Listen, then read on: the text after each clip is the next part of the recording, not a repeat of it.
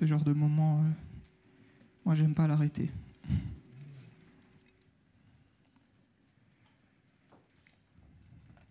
Bonjour à tous. Bonjour à tous, bonjour. Ça me fait plaisir et je me sens honoré, privilégié d'être au milieu de vous. À Ronsard, je suis béni. Et je bénis Ronsard. Pour vous, parce que c'est vous l'Église. C'est cette communauté. C'est pas ce bâtiment. Ce bâtiment, c'est rien. Mais c'est vous. Merci Seigneur. Jésus. Merci Seigneur. Merci Seigneur parce que tu disposes les cœurs. Merci Saint-Esprit parce que tu vas agir puissamment aujourd'hui. Ta présence va envahir ce lieu. Des guérisons vont opérer. Ah ouais. Il y a des personnes aujourd'hui qui vont prendre un petit coup dans leur foi. Parce qu'il y aura des manifestations aussi de l'Esprit de Dieu. Merci Seigneur pour ce que tu vas faire et ce que tu fais. Je dois faire quand même un message. C'est vrai que dans notre génération aujourd'hui en 2023, on est dans une génération où la technologie règne, où on entend parler d'intelligence artificielle, on entend parler de bruit de guerre. On voit même des guerres à certains lieux. De plus en plus, l'inquiétude arrive, la peur du lendemain, l'anxiété envahissent les cœurs des âmes et même des enfants de Dieu, malheureusement. Et on est dans une génération où l'Église crie. Et j'ai pu constater à travers le monde que l'Église est en train de crier après ce qu'on appelle un réveil mondial. Je peux aller en Amérique du Sud, il y a quelque chose que Dieu est en train d'opérer. Je peux aller en Amérique du Nord, Dieu est déjà en train d'opérer aussi certaines choses. Et Dieu n'oublie pas aussi l'Europe ni la Belgique. Et Dieu va faire quelque chose de grand ici en Belgique. C'est sûr et certain, et précisément à Ronsard. C'est vrai que lorsqu'on parle de réveil, on pense souvent à une grande effusion de l'esprit, des miracles. On peut penser à différents réveils qui se sont passés à travers les générations. Je peux citer le réveil d'Azusa Street, là où les gens venaient avec un seul bras et le bras repoussé.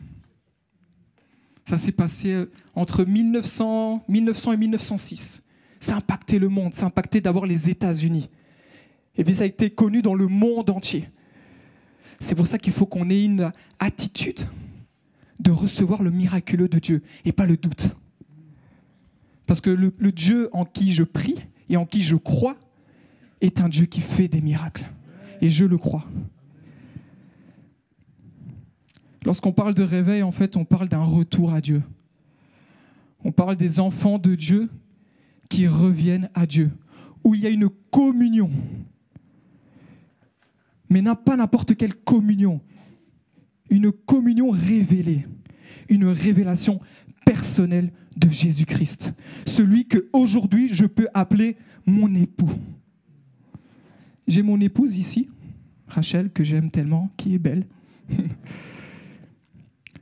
Et quand je pense à elle, ou elle pense à moi, c'est réellement une relation d'intimité. Elle me connaît. Elle m'a vu dans des situations de pleurs, de joie que vous ne m'avez jamais vu. Mais elle a vu. C'est ça l'intimité. Et Dieu veut une intimité avec chacun d'entre vous. Le truc, c'est que le Seigneur, c'est un gentleman. C'est qu'il ne va pas forcer. Il frappe à la porte des cœurs. Et c'est celui qui ouvre la porte, le Seigneur entre. Et il soupe avec lui. Ça, c'est une réalité. Lorsqu'on parle de réveil, on parle de quelque chose d'interne. Avant qu'il y ait un réveil mondial, on parle d'un réveil personnel.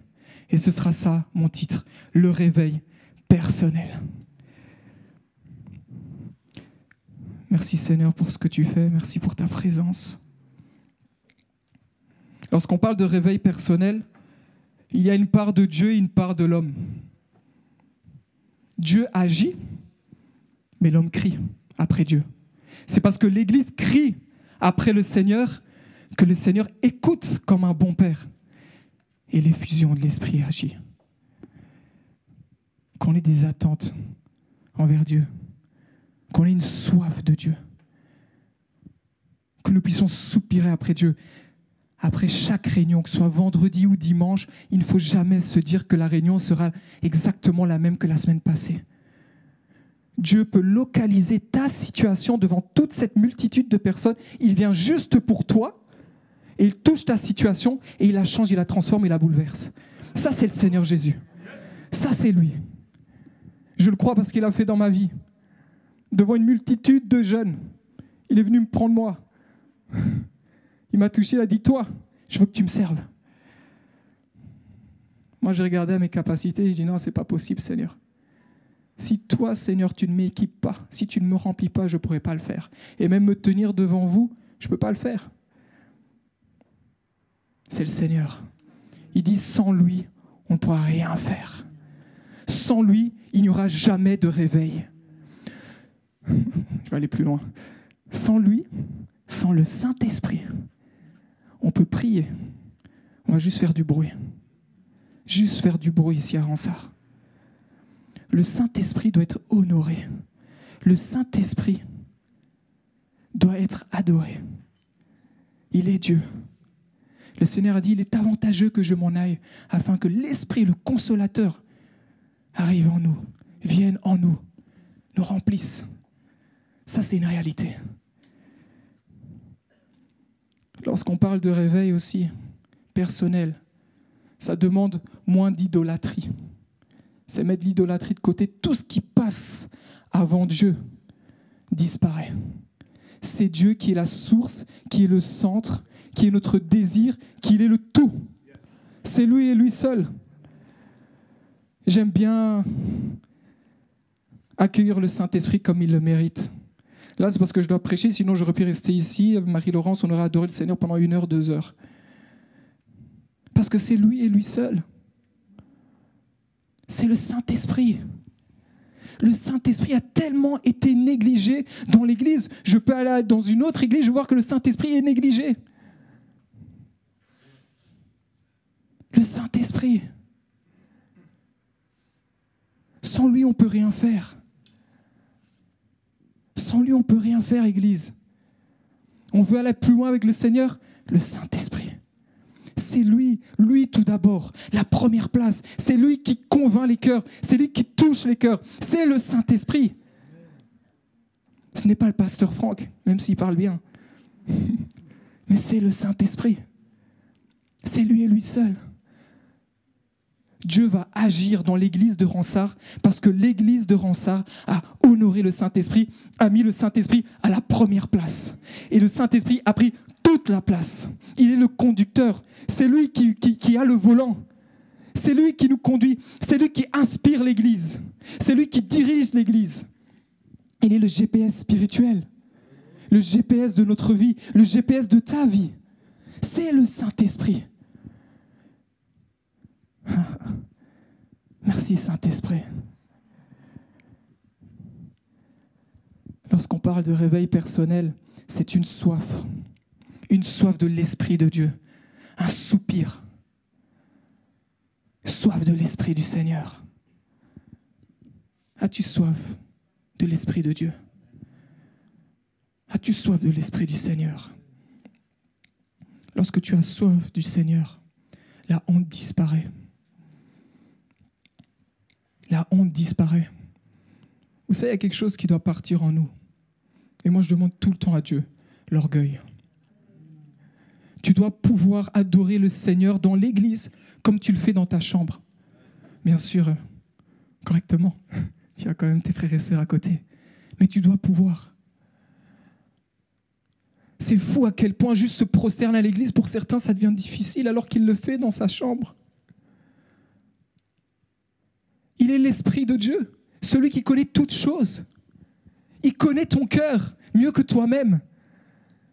Est-ce qu'il ne mérite pas une adoration qui vient du plus profond de notre cœur? Alléluia. On va quand même lire la Bible. Le psaume 63, verset 2.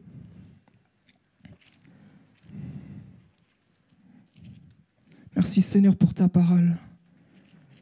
Merci pour ce que tu fais, Seigneur, dans la vie de mon frère et de ma sœur. Merci parce que tu sèmes maintenant. Tu transformes les cœurs de pierre en cœurs de chair pour accueillir ta parole. Seigneur, je prends autorité sur tout esprit de distraction, tout esprit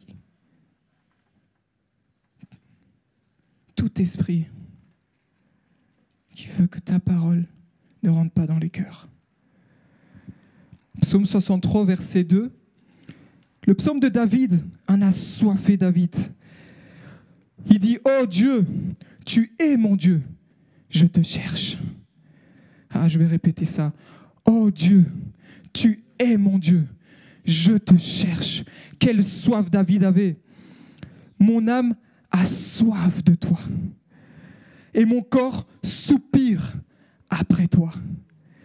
Dans une terre aride et desséchée sans eau. » Je ne sais pas comment est ta terre, mais moi, ma terre, elle est encore aride et sans eau. J'ai soif de Dieu. Je désire plus du Seigneur. Je n'ai pas assez. Je n'ai pas assez vu du Seigneur, je désire plus. Moi, je vais déranger le Seigneur et je lui dis, Seigneur, je veux plus. Je veux plus de ta présence, plus de ton onction. Seigneur, je suis fatigué. Je suis fatigué de voir mes frères et mes sœurs se faire tabasser par Satan. Je dis ça une fois au Seigneur. Je suis fatigué de voir ça. Et des fois, on a soif d'autres choses aussi. On essaye par toutes sortes de choses. Il y a un esprit de divertissement qui est là depuis des années et qui envahit de plus en plus l'âme des personnes. Et on peut voir même à travers la jeunesse. On les remplit de réseaux sociaux. On les remplit de réseaux sociaux, des sites internet et tout ce qu'il y a. Je parlais d'intelligence artificielle et toutes ces choses. Et les gens ont soif de ça. C'est pas normal. Le Seigneur va être le premier. Le premier. Tu veux un réveil? Mets le Seigneur à la première place. L'Église désire un réveil. Mettons le Saint-Esprit à la première place. Merci Seigneur. Et quand tu mets le Saint-Esprit à la première place, tu as soif de la parole de Dieu. Tu as soif des enseignements. L'enseignement que le pasteur Franck a proposé, je trouve ça même peu, c'est 2 fois le mois. C'est peu. Parce que j'ai soif. Je veux plus. Je veux grandir, je veux croître. Je veux maturer. Et c'est parce que je deviens plus mature, Seigneur, que je vais te servir plus efficacement. Je serai plus efficace. Merci Seigneur. C'est une soif de sa présence. Une soif de sa puissance. Le Seigneur a promis une puissance. La puissance, mes frères et sœurs, c'est ce qu'on doit vivre ensemble. La puissance du Saint-Esprit. C'est ça. Le réveil, c'est être conscient de ce dont nous avons besoin. Et la première des choses, le Saint-Esprit. Et quand le Saint-Esprit agit, la première des choses que le Saint-Esprit fait, il agit en dedans de nous. Et lui, il va agir le cœur. Il commence à changer le cœur. On va lire dans 1 Samuel, au chapitre 10, verset 6. 1 Samuel, chapitre 10, verset 6.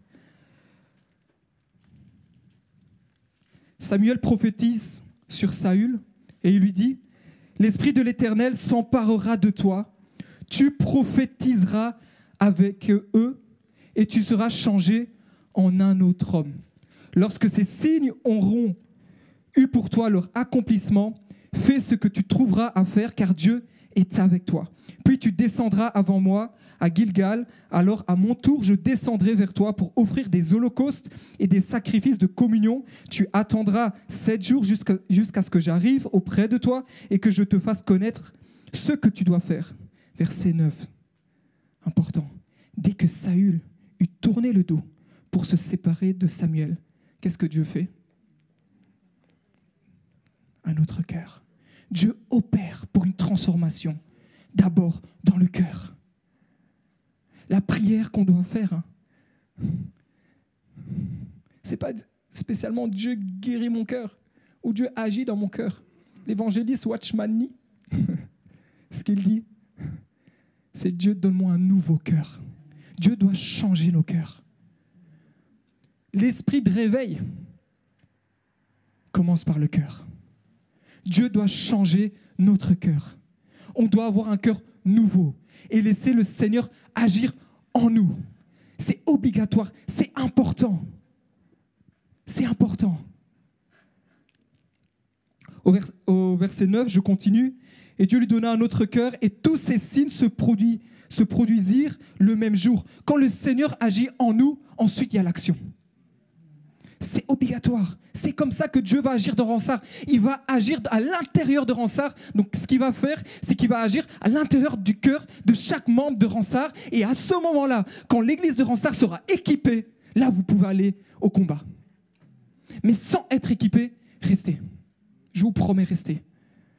Parce qu'à l'extérieur, il y a de ces esprits. Il y a de ces esprits. Je partagerai une anecdote. Je vais la faire même maintenant. Avant de venir ici, ça fait un peu moins d'un an, j'étais souvent dans les rues. Je disais à mon épouse, c'est ma deuxième maison. J'étais souvent dans les rues pour annoncer l'évangile. Tout le temps. J'étais dans les environs de la région de Mons. Je passais que du temps dans les rues. Et j'annonçais. Et je vous promets que si on n'est pas bien équipé, on ne va pas être efficace. On a besoin que le Saint-Esprit agisse en nous. L'Église est dans une dimension, je parle de l'Église de Ronsard, où elle se prépare pour rentrer en action. Je crois il y a 2 semaines, l'apôtre Gilmer, pasteur, était venu, il a parlé de l'évangile du royaume et toutes ces choses, l'enseignement, on a tous été bénis. Et on va continuer dans ça, où l'Église doit être équipée. L'Église a besoin de se préparer. L'Église a besoin d'avoir soif de l'Esprit de Dieu. Ça doit être un soupir. Ça doit devenir une normalité. En fait, on ne se tracasse plus de ce que fait le voisin. Tu viens au culte, tu rentres directement, limite en intercession. Tu sais bien que le culte, tu le fais pour Dieu et pas pour ton voisin. C'est entre toi et Dieu. Il y a comme un téléchargement spirituel qui opère dans le monde spirituel. Et je te promets que quand tu es conscient de ça, le culte, tu le vis différemment. Tu arrêtes de regarder les autres, tu ne comprends pas pourquoi la sœur Rachel se prosterne, tu ne comprends pas pourquoi il y a ci et ça, mais en fait, tu sais qu'elle se prosterne parce qu'il y a une intimité, elle a une attente de Dieu. Je ne sais pas pourquoi, mais j'imagine. Dieu travaille d'abord en nous. Lâchons prise. On va prier tout à l'heure, je le ressens. Quand le Seigneur va agir, lâchons prise. Arrêtons de résister. Laissons-le, parce qu'il va agir aussi en moi. Il va déposer des choses en moi, et je le crois à ceux qui ont le cœur disposé, réellement, et qui ont une soif du Seigneur. Laissons-le agir en nous, qui nous transforme, qui nous bouleverse, qui nous enseigne, qui nous corrige. Il y a la parole, ce logos, il y a aussi ce rhéma, cette révélation qu'on a besoin de savoir. Réellement. Cette propre révélation personnelle. Ce que je reçois, ce n'est pas ce que mon frère Louis va recevoir. C'est différent. Dieu nous connaît. Et il veut se révéler à toi. C'est ce qu'il désire. Comme je le sais parce qu'il l'a fait pour ma vie. À plusieurs reprises, à plusieurs dimensions. Il l'a fait. Le Dieu que je lis dans la Bible, je n'ai plus honte.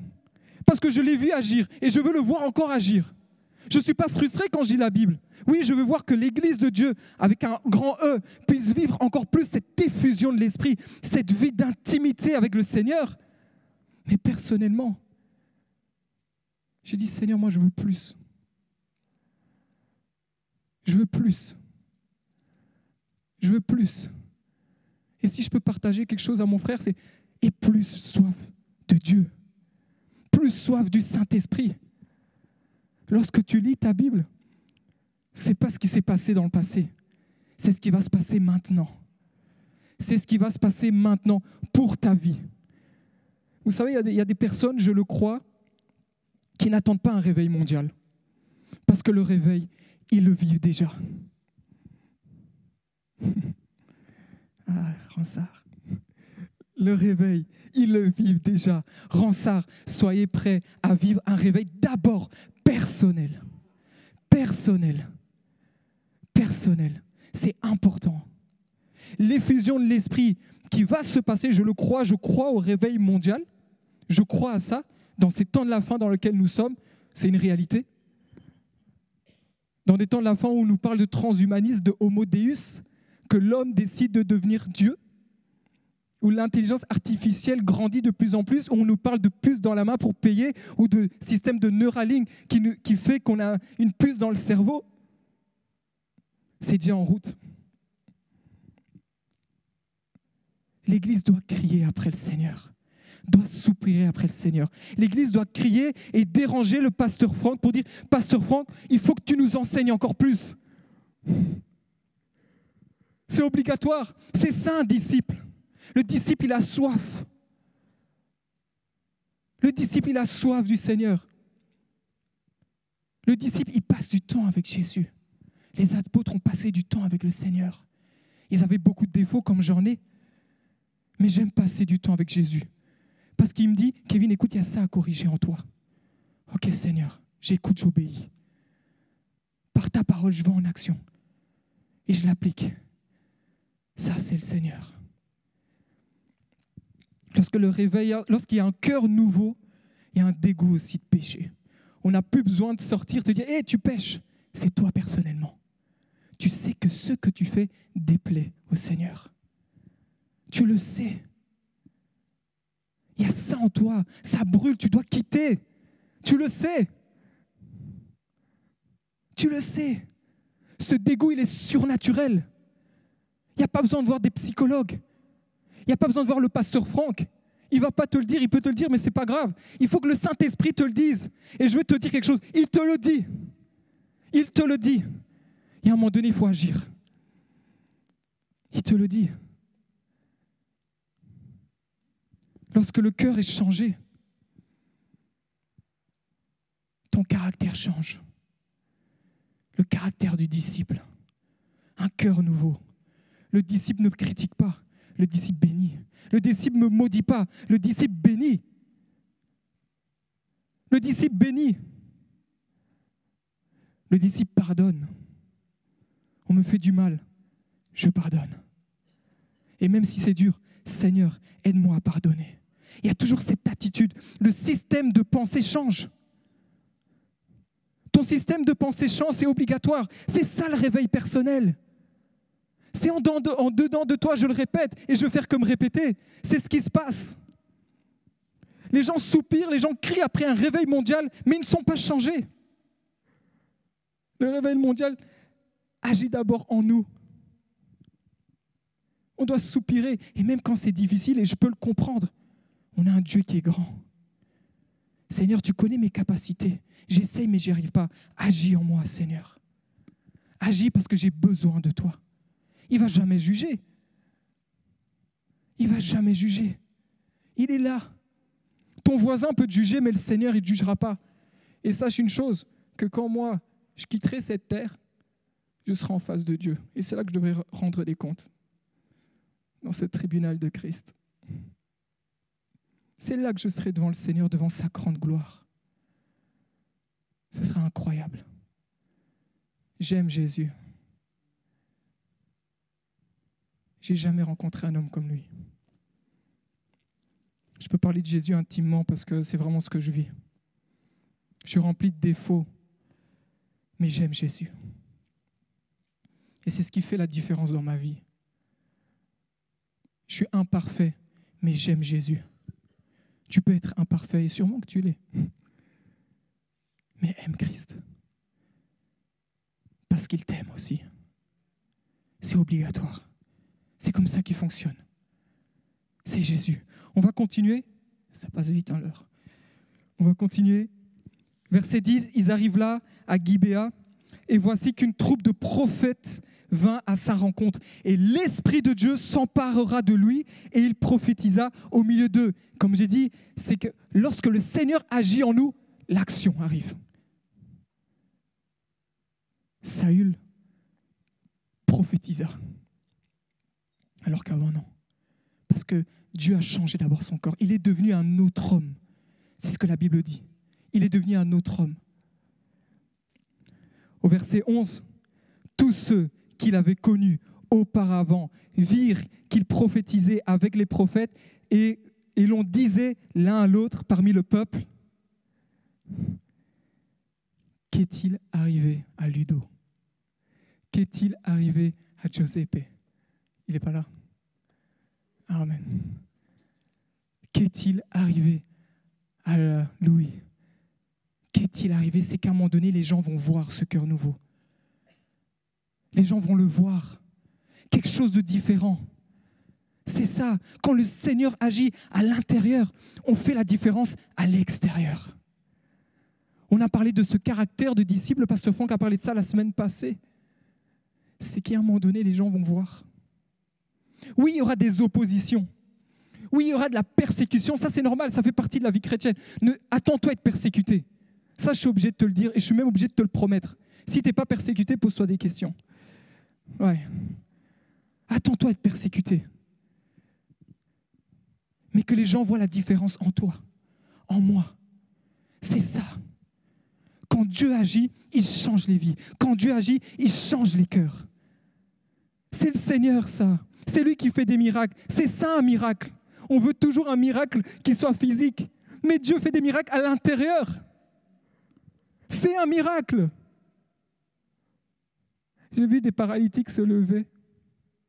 J'ai vu pas mal de choses à travers différents ministères, à travers le monde. Je n'ai pas fait pas mal de pays, mais j'ai pu faire quand même quelques églises. Mais le plus grand miracle que j'ai pu voir dans ma vie, c'est quand une âme se repent et vient à Christ.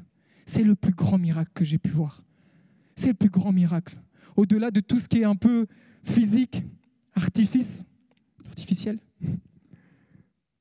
C'est le plus grand miracle. Et le plus grand miracle que Dieu peut opérer dans ta vie, c'est le changement de cœur. C'est un cœur nouveau, un autre cœur. Seigneur, merci Seigneur parce que tu vas encore donner un nouveau cœur à beaucoup ici, Jésus. Merci Seigneur parce que tu vas agir. Esprit de Dieu, tu vas agir. Quand le Seigneur change les cœurs, il agit. Il fait quoi? Il réveille ton esprit. Il éveille ton esprit. Un esprit réveillé. C'est ça.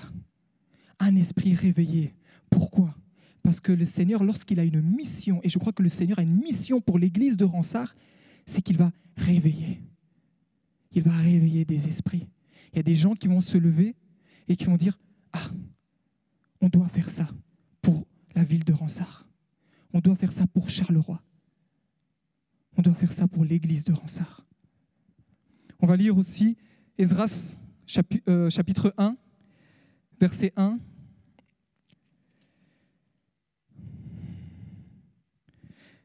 La première année de Cyrus, roi de Perse, afin que s'accomplisse la parole, je répète, afin que s'accomplisse la parole de l'Éternel prononcée par la bouche de Jérémie, l'Éternel réveilla l'esprit de Cyrus, roi de Perse, qui fit faire de vive voix et par écrit cette publication dans tout son royaume.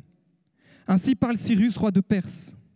L'Éternel, le Dieu des cieux, m'a donné tous les royaumes de la terre, la mission, et il m'a chargé de lui bâtir une maison à Jérusalem qui est en Juda. Lorsque le Seigneur opère en nous, ensuite, il dit « Ok, tu es prêt, va maintenant ».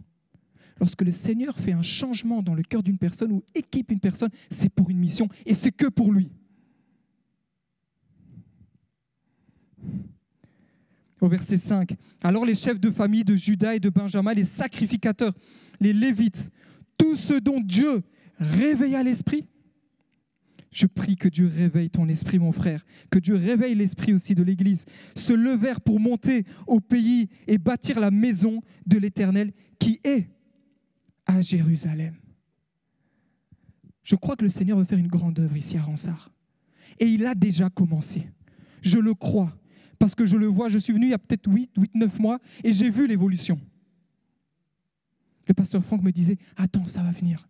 Je dis « Pasteur Franck, ça va venir ». Et je vois l'évolution et je bénis le Seigneur pour l'évolution. Je bénis pour la manifestation de l'Esprit. Je suis désolé si je parle en langue, moi je parle beaucoup en langue, j'aime beaucoup. Pourquoi ? Pour mon édification personnelle. J'ai parlé une fois un vendredi, une autre dimension du parler en langue. L'autre dimension que moi j'ai expérimentée, c'est un jour, alors que je parlais en langue, dans une situation qui était un peu compliquée pour ma propre vie, on était avec mon épouse, le Seigneur était en train de me rassurer. Vous savez ce qu'il m'a montré le Seigneur en vision ? Il m'a montré une personne à l'autre bout du monde, que je ne connais pas personnellement, mais que je connais, qui était en train d'intercéder pour moi en parlant en langue. Mes frères et sœurs, il faut s'attendre à Dieu. Il faut s'attendre à quelque chose de miraculeux qui dépasse ce que nous voyons avec nos yeux. Sinon, on n'est pas prêt à accueillir le miracle. Il faut être ouvert à ça. Et je peux comprendre quand on n'a pas vu ça, de se dire, mais qu'est-ce qu'il raconte ce gars ? Mais je prie que vous et je l'expérimente encore. Cette dimension surnaturelle, une autre dimension du parler en langue. Une autre dimension. Parler en langue, qui fait tellement débat dans les églises. Ah, mes frères et sœurs, j'étais aussi comme ça, je débattais sur le parler en langue. Mais quand je l'ai expérimenté, ma vie spirituelle a changé. L'assurance est venue en moi.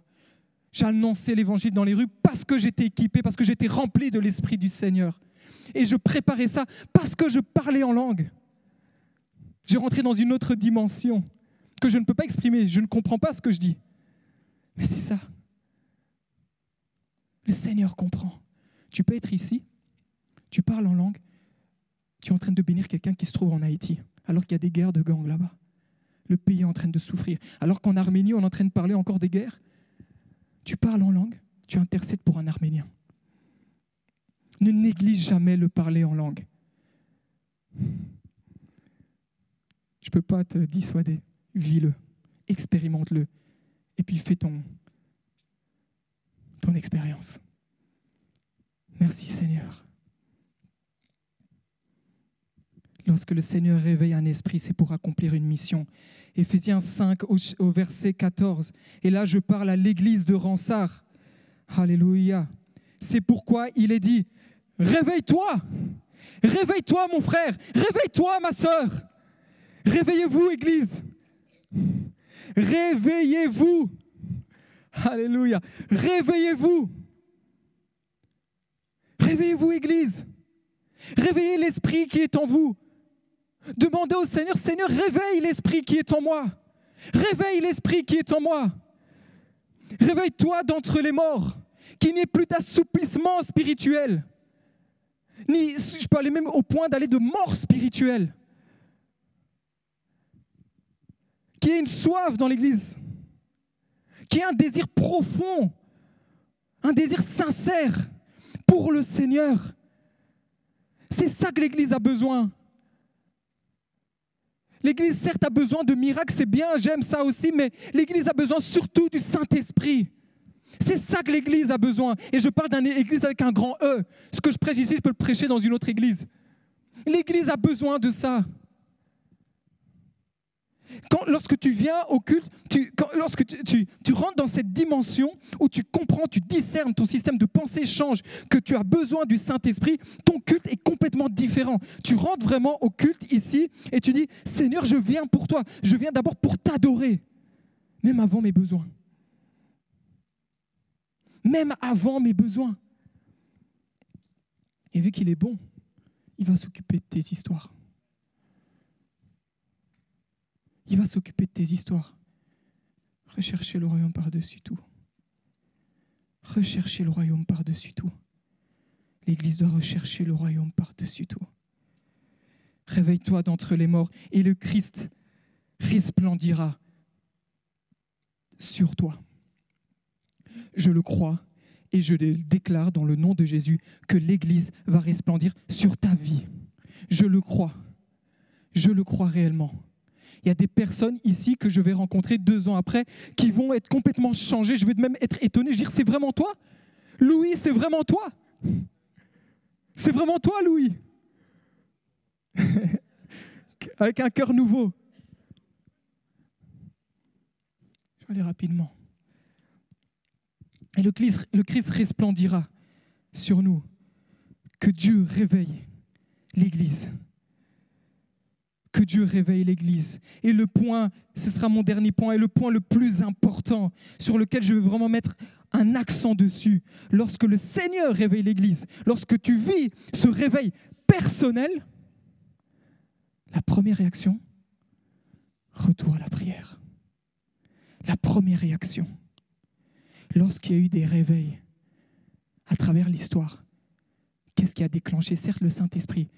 Il y a eu la part des hommes. Et les hommes, ce qu'ils ont fait, c'est quoi? La prière. La prière. J'aurais voulu parler du réveil d'Azusa Street, mais finalement, je n'aurai pas le temps. Mais lorsqu'il y a eu le réveil d'Azusa Street, pour certains, ceux qui connaissent, non? Amen. Il y en a qui sont réveillés. Au réveil d'Azusa Street qui s'est passé en Amérique, il y a eu une manifestation, une effusion de l'esprit comme il n'en a jamais eu. On considère comme l'un des plus grands réveils au monde.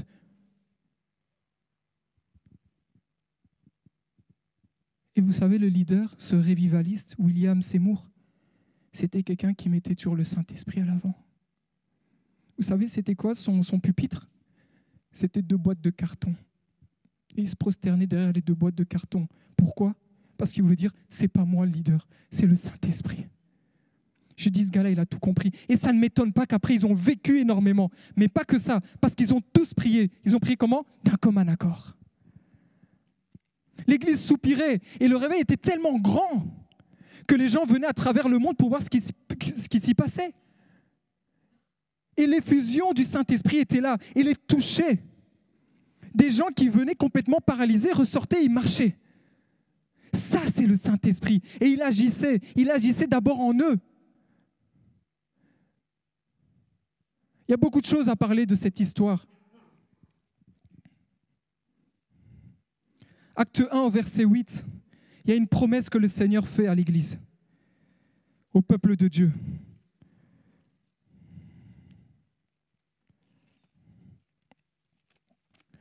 Merci Seigneur. Acte 1, verset 8, le Seigneur promet, il dit aux apôtres, à l'Église, « Mais vous recevrez une puissance, celle du Saint-Esprit, survenant sur vous. Et vous serez mes témoins où? À Jérusalem, dans toute la Judée, dans la Samarie, jusqu'aux extrémités de la terre. » J'ose dire et je me permets de dire que votre Jérusalem, Ransard, c'est Ransard. C'est Ransard. Dieu promet. Et je le crois. Une effusion ici à Ransard, où l'Esprit va agir, d'abord dans les cœurs. Et quand l'Esprit va agir dans les cœurs, un cœur nouveau va venir. Et Dieu veut dire, maintenant tu es prêt, va. Le Saint-Esprit, on a besoin d'être rempli de l'Esprit. Au verset 14, la première réaction des disciples, enfin de l'Église, ils disent tous, d'un commun accord, faisaient quoi? Persévérer dans la prière. Mon frère, ma sœur, n'abandonne pas. Persévère dans la prière. Persévérons dans la prière. L'unité dans la prière. L'unité de l'esprit. D'un commun accord. Je refuse et je déclare que tout esprit de division dans cette église quitte ce lieu dans le nom de Jésus. L'unité. L'unité dans la prière, où les gens ont soif. Et que la prière n'est plus un fardeau.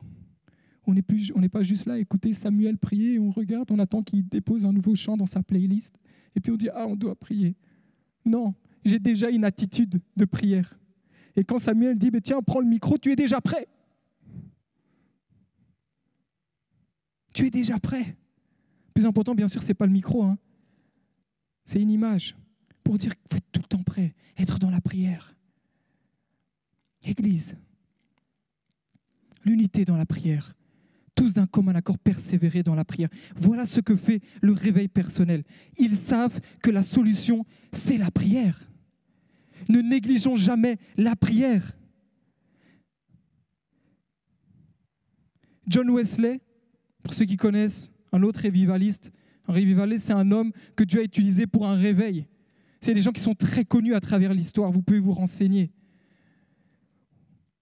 Il a dit, Dieu ne fait rien si ce n'est en réponse à une prière. Dieu ne fait rien si ce n'est en réponse à une prière. Le pasteur Edwin Orr, excusez-moi de l'accent, il dit, chaque fois que Dieu s'apprête à faire une grande œuvre, et je crois que Dieu veut faire une grande œuvre à Ronsard. Et lorsque je parle de Ronsard, parce qu'en fait, je crois que les gens ne tiltent pas, ils se disent, ah, mais c'est l'église du pasteur Franck. Non, non. L'église de Ronsard, c'est qui? C'est vous. Et lorsque Dieu agit à Ronsard, il agit en toi. C'est pour ça que lorsque Ronsard est béni, tu es béni. Vous savez, au moment, je crois, et je le crois que l'Église va le comprendre de plus en plus, et vous allez voir que vous allez avoir une autre attitude via l'Église. Ce ne sera plus une attitude de critique. Je ne sais pas pourquoi je parle de ça, mais ce ne sera plus une attitude de critique, mais ce sera une attitude où je vais bénir Ronsard. Seigneur, merci pour Ronsard. Merci pour mes frères et sœurs de Ronsard. Merci Seigneur parce que je sais que tu vas agir puissamment dans Ronsard. Je sais que des gens vont revenir avec un cœur brisé, un cœur où Dieu, tu vas les restaurer. Merci Seigneur pour ce que tu fais à Ronsard. Merci Jésus-Christ. Il dit donc chaque fois que Dieu s'apprête à faire une grande œuvre, qu'est-ce qu'il fait? Il dit, il pousse toujours son peuple à la prière. Toujours, lorsque le Seigneur veut agir puissamment à Ronsard, il va faire quoi? Il va vous pousser à la prière. Les réunions du vendredi, ou même d'autres jours, je ne sais pas, seront différentes. Parce que tu sais ce que Dieu est en train d'opérer à Ronsard. Réveillez-vous. Regardez ce que Dieu fait à Ronsard. Dieu opère à Ronsard. Et c'est parce qu'il opère et qu'il veut opérer encore de plus grandes œuvres à Ronsard qu'il te pousse à la prière. Il nous pousse à la prière. C'est notre premier réflexe. Ça doit être notre premier réflexe.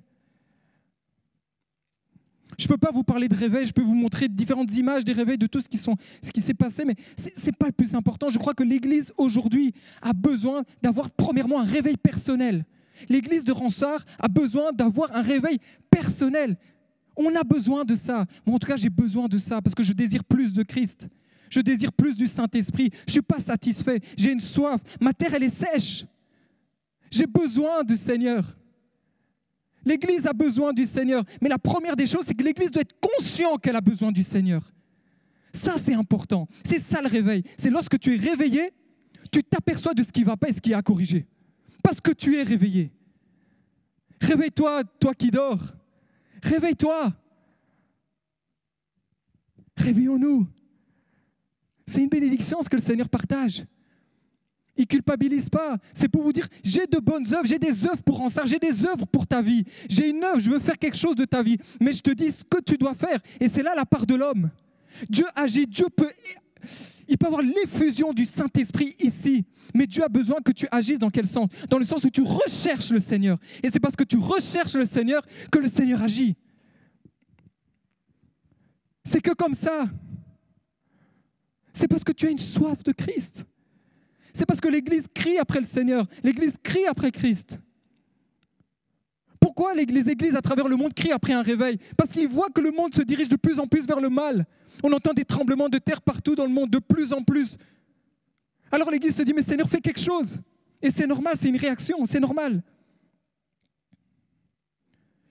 Mais l'Église de Ronsard, vivons notre réveil, déjà de manière personnelle, afin que ta flamme puisse embrasser ton voisin, et puis ton voisin puisse embrasser l'autre voisin, et puis après l'église entière, et même quand il y a un frère qui est en train de tomber, tu le relèves. Non pas que tu prends la place de Dieu, mais tu le relèves parce que c'est ton frère, et tu l'enflammes après. C'est comme ça l'attitude de l'église. L'église doit revenir dans l'église comme l'église primitive. Mais qu'est-ce que l'église primitive faisait? Elle était remplie de l'Esprit Saint. elles obéissaient à Christ. Parce que le Seigneur, avant d'envoyer l'Église, je crois dans Luc chapitre 24 au verset 29, je ne l'ai pas affiché, ce n'est pas grave, il dit « Restez dans la ville ». Il promet, ils obéissaient. Ils ont passé du temps avec le Seigneur, ils ont été enseignés par le Seigneur pendant peut-être 3 ans. Certains, d'autres non, ils ont entendu parler de Jésus, ils ont été enseignés, mais il manquait quelque chose qu'ils n'avaient pas malgré tous les enseignements qu'ils avaient.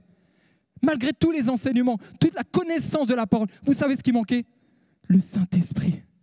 Sans le Saint-Esprit, on ne peut rien faire.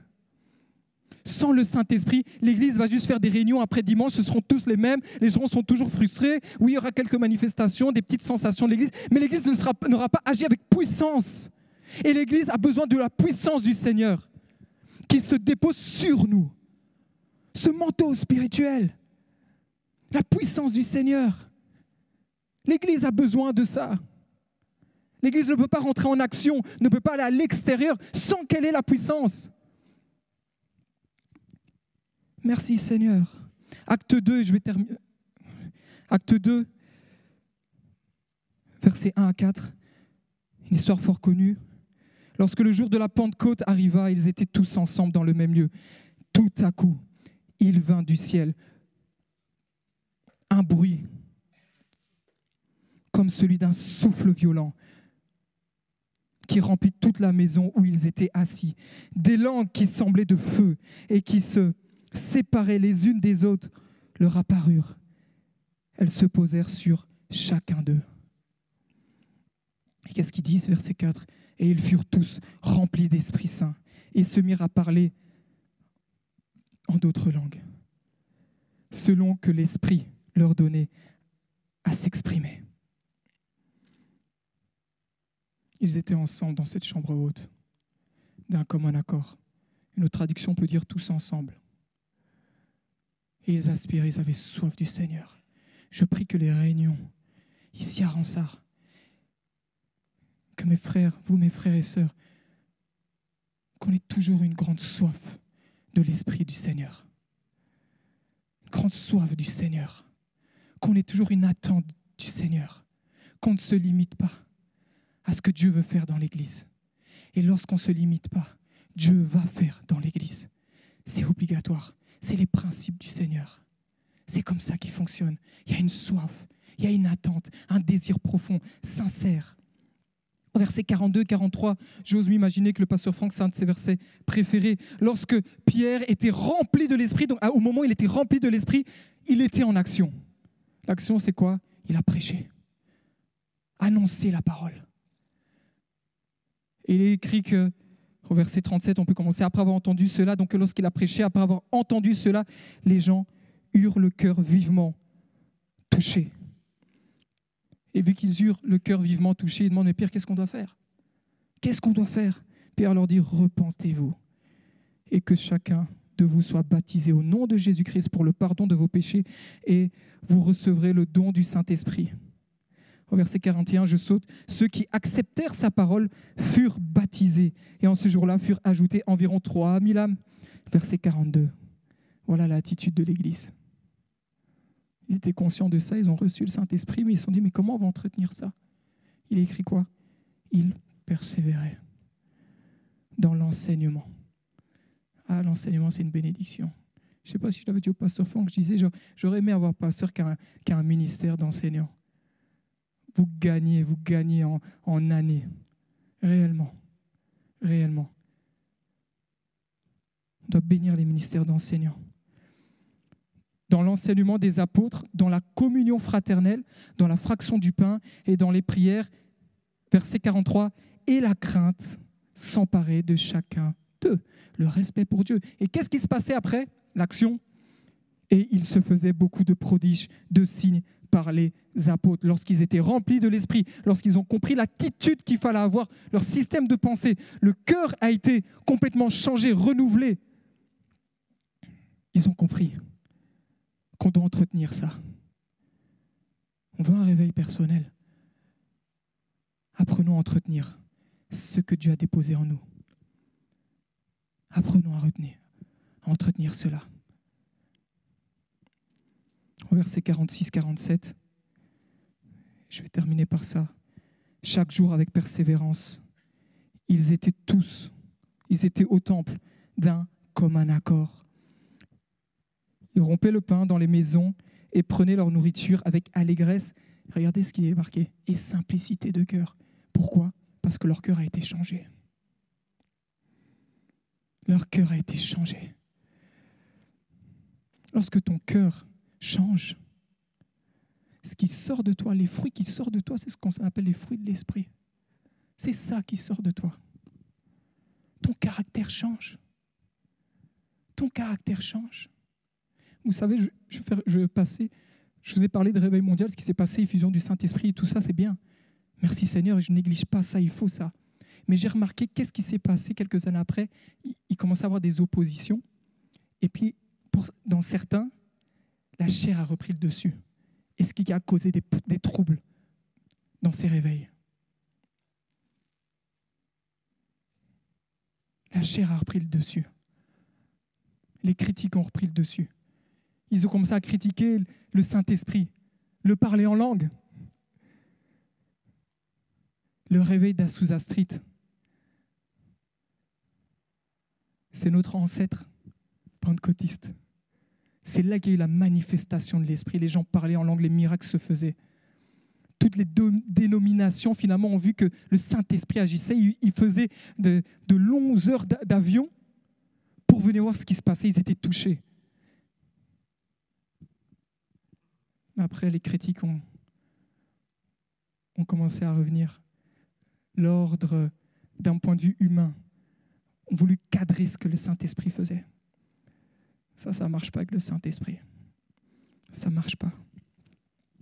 Ça ne marche pas. Je pourrais accueillir le groupe de louanges, ils peuvent venir. On va terminer sur ça. Et on va prier ensemble. Vraiment prier. Je vais lire un dernier verset de prière. Acte 4, verset 31. Quand ils eurent prié, c'était attentif, quand ils eurent prié, le lieu où ils étaient assemblés trembla. Ils furent tous remplis du Saint-Esprit et ils annonçaient la parole de Dieu avec assurance. Lorsque l'Esprit de Dieu vient en toi, tout d'un coup, tu as une révélation. Je parlais de révélation. Tu as une révélation de ton autorité que tu as en Jésus-Christ. Et il y a une assurance qui vient en toi. Et tu peux prêcher la parole, même dans les rues, tu n'as pas honte. Tu sais qui vit en toi. C'est Jésus, celui qui a triomphé. Où nous obtenons la victoire à la croix. Lui qui est mort et qui est ressuscité. C'est pour ça qu'on est chrétien, c'est parce qu'il est ressuscité.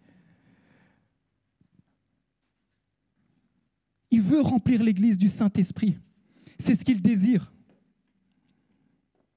Je ne sais pas si le pasteur Franck me laisse du temps. 5 minutes, je vais juste peut-être en résumé, peut-être témoigner un petit peu ce qui s'est passé aussi dans ma vie. En 2016-2017, c'est ça. Alors, dans mon avancée avec le Seigneur, le diable a voulu comme j'aime dire, tabasser. Et en 2017, je ne sais plus quel jour, je résume, j'avais eu la perte de la moitié, la sensation de la moitié de mon corps.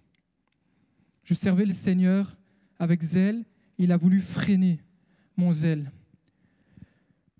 Il a attaqué mon corps dans le sens où mon corps souffrait d'une maladie chronique, une maladie qui paralysait la moitié de mon corps, toute la partie gauche. Je ne savais plus écrire, je vous résume, je ne savais plus écrire.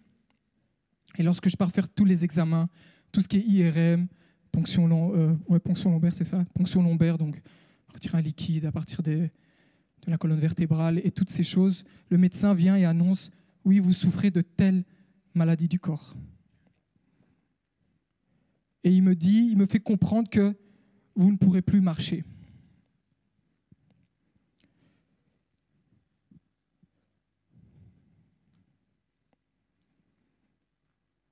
Lorsque le diable veut attaquer une personne qui a un zèle, il va utiliser toutes les solutions. Le diable est peut-être en train de t'attaquer même au niveau de ton corps physique. Mais sache que la victoire est en Jésus.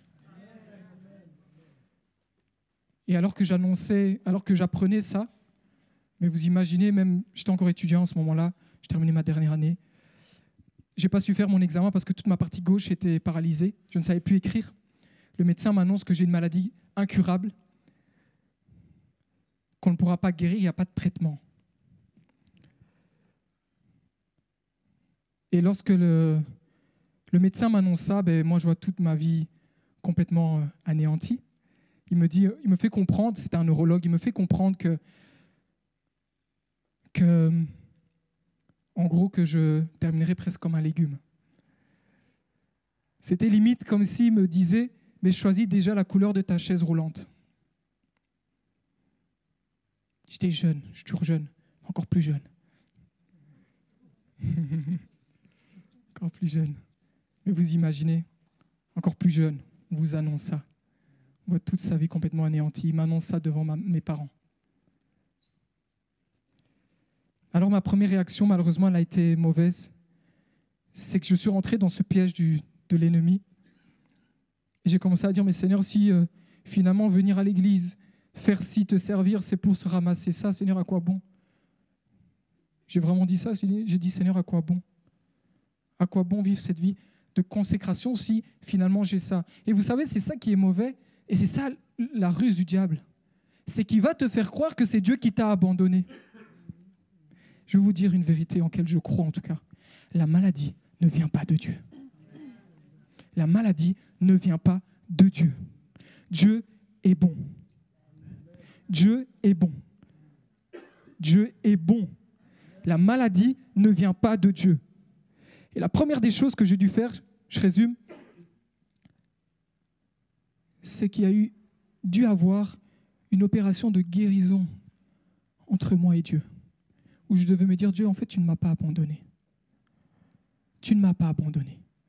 Le diable veut m'attaquer, mais toi, tu vas te relever même le dernier. Et c'est vrai que je vous parle de ça. Vous me voyez là maintenant. Un jour dans ma chambre, j'étais tout seul dans ma chambre. Je me plaignais un peu de la situation, je ne comprenais pas. Et même avant, je me suis plaint. Après une opération, j'ai dû rester 8 heures couché parce qu'on m'a retiré un liquide, je ne sais pas, un liquide au niveau de la moelle. Et je ne connais pas tout ça, excusez-moi les médecins. J'ai dû rester 8 heures couché. Et là, c'était entre moi et Dieu. Confrontation. J'étais entre moi et Dieu. Et je me plaignais. Et vous savez, quand vous êtes dans ce genre d'attitude, je peux comprendre les gens qui souffrent de quelque chose. Il y a des pensées suicidaires qui arrivent. De se dire, mais à quoi bon? Mais quand je suis rentré chez moi, après quelques temps, ça a duré des mois, je vous résume, hein, des mois, des rendez-vous, le corps qui devenait de plus en plus paralysé, hein. Toute ma partie gauche, ça a commencé par le bras, et puis la moitié, plus de sensation, la moitié de mon visage, et puis ma jambe, donc je n'arrivais plus pratiquement à marcher. Un jour, j'écoutais une personne qui me disait, en Jésus-Christ, tu as une autorité. Et lorsque j'étais conscient de l'autorité que j'avais, je vous parle de mon témoignage. J'ai pris ma main gauche. Je me suis imposé les mains. J'ai pris autorité sur la maladie. Et là, vous êtes en train de voir quelqu'un qui marche, quelqu'un qui court, mais, parce que vous ne m'avez pas connu avant, ce n'était pas possible avant. C'était pas possible avant. Mais Dieu a opéré le miracle. Et c'est parce que j'ai vu un miracle que je vous parle de miracle. Parce que je suis un miracle. Merci Seigneur. Merci Seigneur parce que tu vas agir puissamment.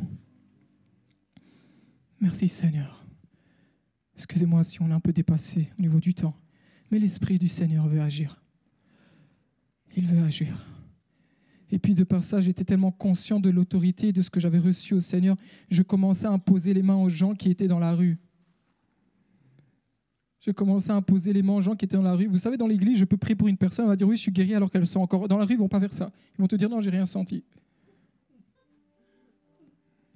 Avant de venir, on m'a dit, tout le monde me disait, ça va aller. Je disais rien, mais je disais, si tu savais ce que j'ai affronté quand j'étais dans la rue, aller dans des quartiers chauds pour annoncer l'évangile, l'église, c'est de la comédie à côté. Je suis désolé, mais c'est vrai. L'église, vous êtes tous bien, tous ici. Là-bas, ils vont vous dire que c'est... S'ils ne veulent pas vous écouter, ils vont vous dire, je ne veux pas vous écouter. Et si vous allez le faire, parce que vous êtes bien éduqués aussi. Merci Jésus. Je vais prier. Et je crois que le Seigneur va déposer un fleuve de paix. Un fleuve de paix dans les cœurs. Qu'on ait une attente de l'Esprit du Seigneur. Merci Jésus parce que tu vas agir puissamment. Merci Saint-Esprit parce que tu vas nous équiper. On a besoin de toi, Esprit du Seigneur. Seigneur, alors que nous prions, Seigneur, tu es en train d'agir dans les cœurs. Seigneur, le miraculeux agit d'abord dans les cœurs, Seigneur. Merci pour ce que tu fais. Seigneur, prends toute la place, Esprit de Dieu. Prends toute la place. Prends toute la place, Esprit du Seigneur. Prends toute la place. Dans le réveil personnel, il y a un retour à Dieu.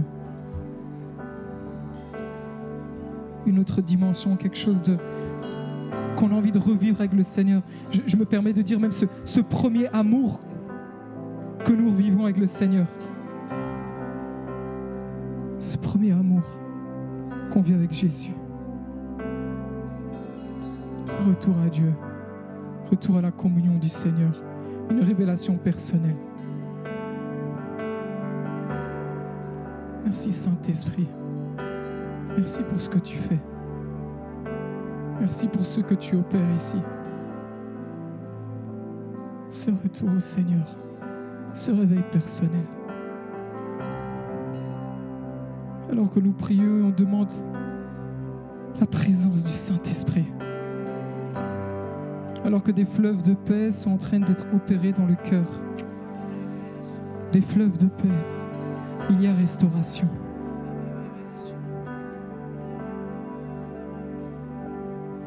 Seigneur, je vais obéir à ta parole.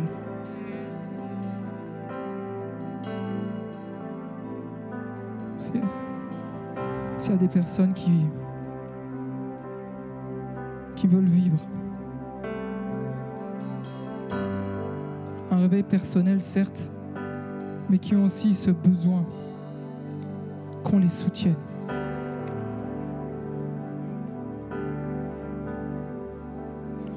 Si vous voulez, vous pouvez venir.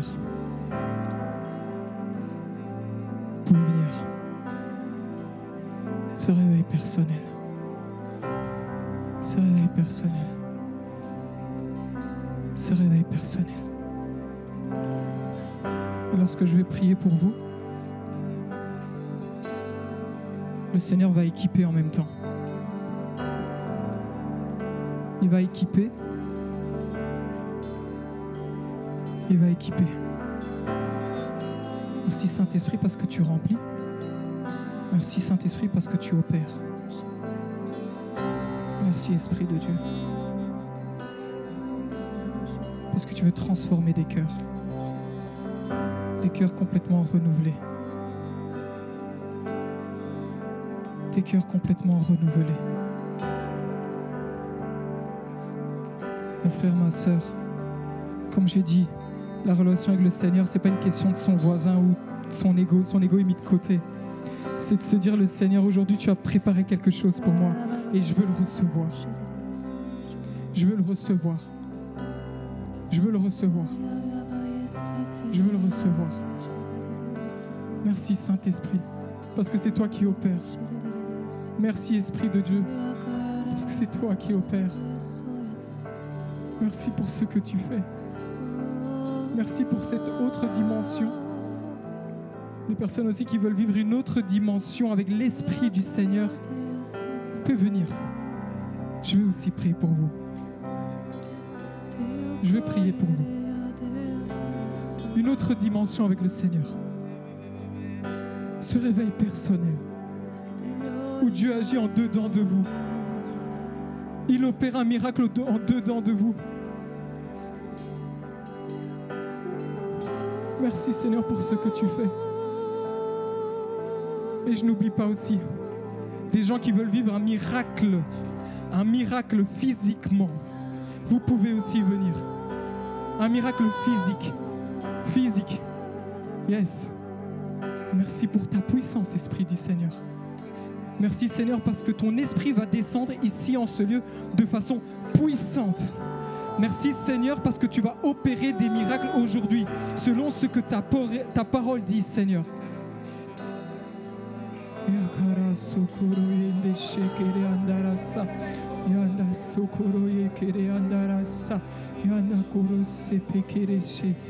Merci Saint-Esprit pour ce que tu fais. Je vais aussi faire quelque chose et ce sera le dernier. C'est pour quelque chose, quelqu'un a besoin d'une sorte de délivrance intérieure. Qu'est-ce que ça veut dire? C'est qu'il y a quelque chose qui bloque à l'intérieur. On ne sait même pas expliquer. Quelque chose qui empêche de rentrer dans cette même autre dimension. C'est toi que j'appelle. Parce que le Seigneur veut te délivrer. C'est ce qu'il veut faire aujourd'hui. Non pas parce que je l'ai souhaité, mais parce qu'il le désire. C'est lui qui le désire. Merci Seigneur. Merci pour ce que tu fais. Merci pour ce que tu opères. Merci Seigneur. Tu as vu des cris, Père.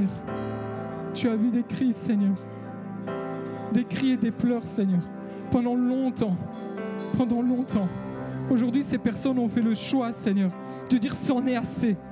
Là, je prends autorité. C'en est assez.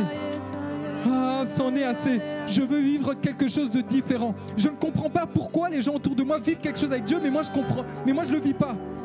Je ne comprends pas. Et peut-être c'est ce que tu t'es dit. Aujourd'hui, le Seigneur veut se révéler à toi. Ton réveil personnel. Ton réveil personnel. Merci Saint-Esprit pour ce que tu fais. Merci Esprit de Dieu. Merci pour ce que tu opères. Que toutes les personnes qui